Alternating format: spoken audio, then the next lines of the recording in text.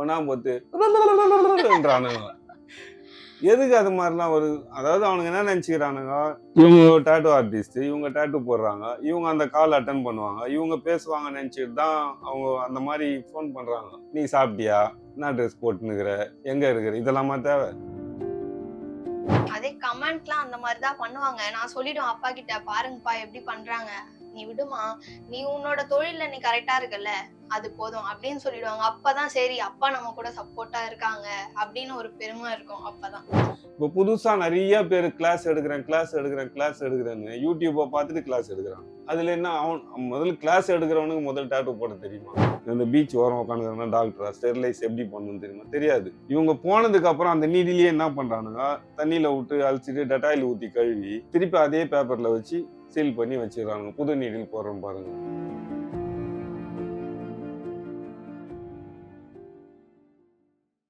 கடைக்குன்னு ஒரு enquiry number இதெல்லாம் வச்சிருப்பீங்கல்ல, இப்ப அந்த என்கொயரி கால் பண்றதுல வந்து என்னென்னலாம் கேட்பாங்க?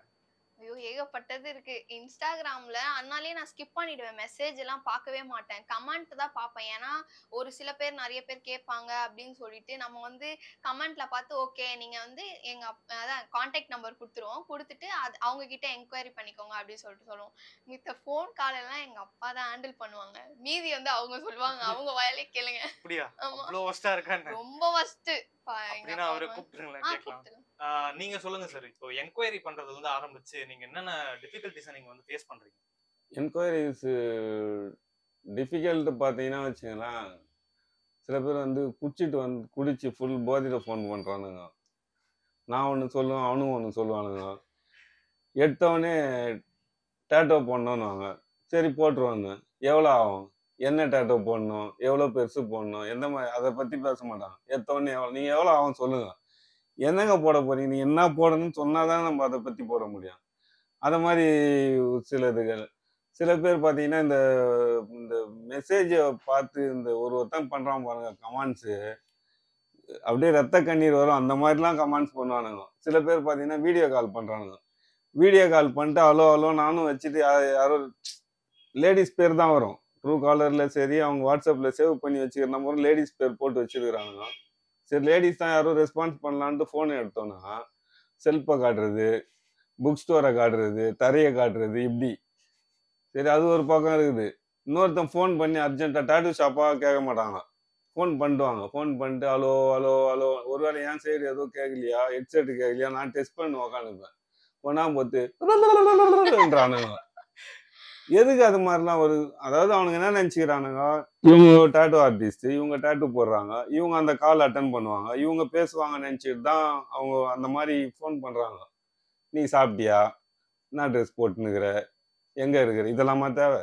உனக்கு என்ன தேவை? டேட்டூ போடணும், நல்ல டேட்டூ ஆர்டிஸ்ட், நல்லா டேட்டூ நல்லா பண்றோன்னு பேர் வாங்கிட்டு வரும். அந்த சமயத்துல வந்து இந்த மாதிரி கமெண்ட்ஸ் பண்றது, ரொம்ப அசிங்கமான வார்த்தைகள்லாம். இப்போ இது மாதிரி சேனல்ஸ்ல வந்து நீங்க ஒரு மாதிரி இன்டர்வியூ பண்றீங்களா, இவங்க அவங்க கேட்குற கொஸ்டினுக்கு இவங்க ஆன்சர் பண்றாங்க, அதுவும் ப்ராப்பர் ஆன்சரா. சில டைம் என்கிட்டயே நான் சொல்லுவேன், இது மாதிரிலாம் தப்பான இது சொல்லக்கூடாது, ஏன்னா பப்ளிக்கு போய் சேர்ற நியூஸ் இது, ஸோ ரொம்ப யோசிச்சு பதில் சொல்லணும் அப்படின்னு சொல்லுவேன். அப்படி சொல்ற விஷயங்கள்லயே அவங்க கேட்கறதுக்கு இவங்க கரெக்டான பதில் சொல்ற போது இதுக்குன்னே ஒரு குரூப் ரூம் போட்டு யோசிப்பானுங்க போல இருக்குது கமெண்ட்ஸ் போடுறதுக்கு. நம்ம எதுக்காக நம்ம இப்போ ஒரு ஒரு ஒரு பொண்ணை வந்து இந்த ஃபீல்ட்ல இறக்கிருக்கிறோம், இதுல பல பிரச்சனைகள் இருக்குதுன்னு தெரியுது. இவன் அந்த பொண்ணு வந்து இப்போ ஒருத்தருக்கு ஒரு இன்ட்ரெஸ்ட் இருக்கும் இல்லைங்களா. ஒருத்தர் பியூட்டிஷன் ஆகணும்னு யோசிப்பாங்க, ஒருத்தர் ஏர் ஹோஸ்டஸ் ஆகணும்னு யோசிப்பாங்க, ஒருத்தர் ஒருடைய ஆசை இருக்குது. அந்த மாதிரி ஆசையில தான் இவங்க வந்து படிச்சதே வேற. இவங்க படிச்சது கிரிமினாலஜி படிச்சுட்டு அதுக்கப்புறம் அட்வொகேட் பண்ணணும்னு அதுக்கும் ட்ரை பண்ணிட்டு கவர்மெண்ட் ஃபியூச்சர்ல கவர்மெண்ட் ஜாப் பண்ணணுன்ட்டு, அதுக்கிடையில நம்ம சும்மா இருக்கக்கூடாதுன்னு தான் இந்த பியூட்டிஷியன் ஒர்க், இந்த மாதிரி டேட்டூ ஆர்டிஸ்ட் அது மாதிரிலாம் பண்ண ஆரம்பிச்சாங்க.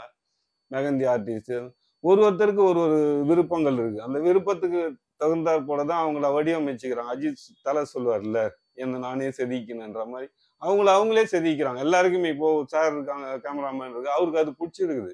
ஸோ அந்த ஒர்க்கை பண்றாங்க, அவங்களுக்கு பிடிச்ச தொழில அவங்க பண்றாங்க.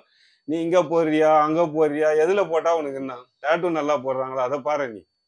அதே கமெண்ட்லாம் அந்த மாதிரி தான் பண்ணுவாங்க. நான் சொல்லிடுவேன் அப்பா கிட்ட, பாருங்கப்பா எப்படி பண்றாங்க, நீ விடுமா, நீ உன்னோட தொழில்ல நீ கரெக்டா இருக்கல்ல, அது போதும் அப்படின்னு சொல்லிடுவாங்க. அப்பதான் சரி அப்பா நம்ம கூட சப்போர்ட்டா இருக்காங்க அப்படின்னு ஒரு பெருமை இருக்கும் அப்பதான்.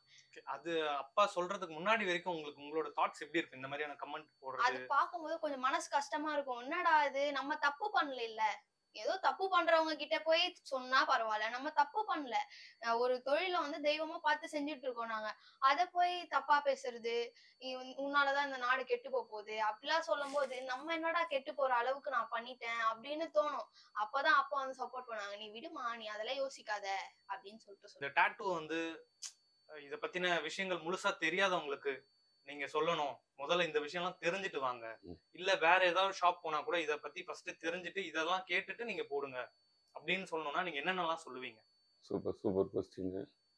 முதல் டேட்டூ போடுறதுக்கு முன்னாடி ஒரு முதல்லாம் ரொம்ப கஷ்டம். ஃபர்ஸ்ட் முன்னாடிலாம் எப்படின்னா ஒரு நாங்கள் ஒரு பிரிண்ட் அவுட் எடுக்கணும்னா கூட ஒரு நெட் சென்டரில் 60 ரூபா ஒரு பிரிண்ட் ஒரு பேஜ் எடுக்கிறதுக்கு 1 ஹவருக்கு 120 ரூபா. அந்த 1 ஹவரில் இப்போ இருக்கிற மாதிரி இந்த ஸ்பீடு 500 MBPS அதெல்லாம் கிடையாது.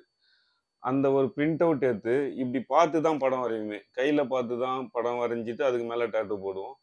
முதல் நான் நானே தயார் பண்ணேன் மிஷின்லாம். எங்கேயுமே கிடைக்கல, அந்த மாதிரி மிஷின்லாம் கிடைக்கல.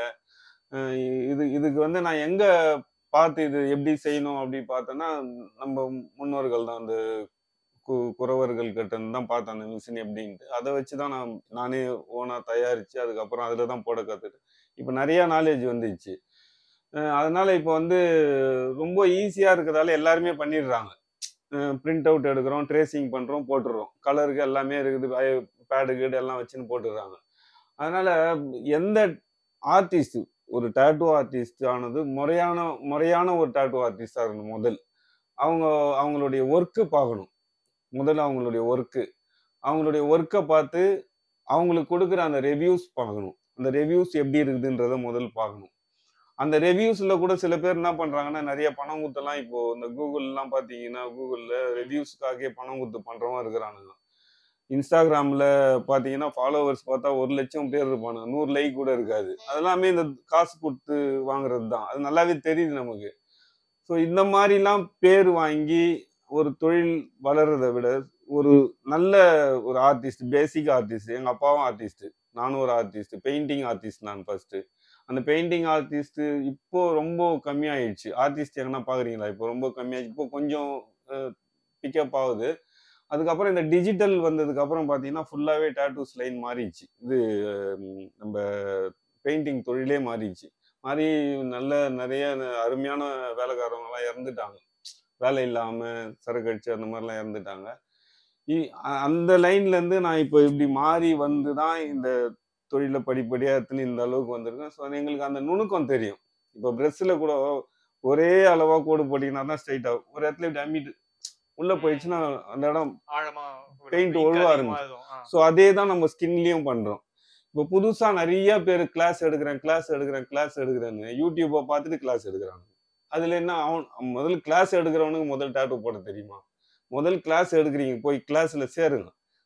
யாரையும் கத்துக்க வேணான்னு யாரையும் சொல்ல, கிளாஸ்ல போய் சேர்றீங்க. சேரும்போது அந்த டாட்டூ ஆர்டிஸ்ட் ஒரு படம் போட சொல்லுங்க. அவர் போட்ட படத்தையும் அவன் எப்பவுமே வந்து ஓனா கிரியேட் பண்ணி போட போறது கிடையாது. அவர் ஒரு இன்னொரு போட்டோ வச்சுதான் போடுறாரு. அது ரெண்டுத்தையும் மேட்ச் பண்ணி பாருங்க, ஈவனா இருக்குதா? அந்த மாதிரி டாட்டூ ஆர்டிஸ்டா செலக்ட் பண்ணி ஒரு நல்ல ஆர்டிஸ்ட் கிட்ட போடுங்க. ரெண்டாவது வந்து நம்ம உடம்பு ரொம்ப முக்கியம். நம்ம உடம்பு நல்லா இருந்தாதான், நம்ம ஆசைக்காக தான் டாட்டூ போட்டுக்கிறோம். நம்ம உடம்பு நல்லா இருந்தாதான் எல்லாத்தையுமே பண்ண முடியும்.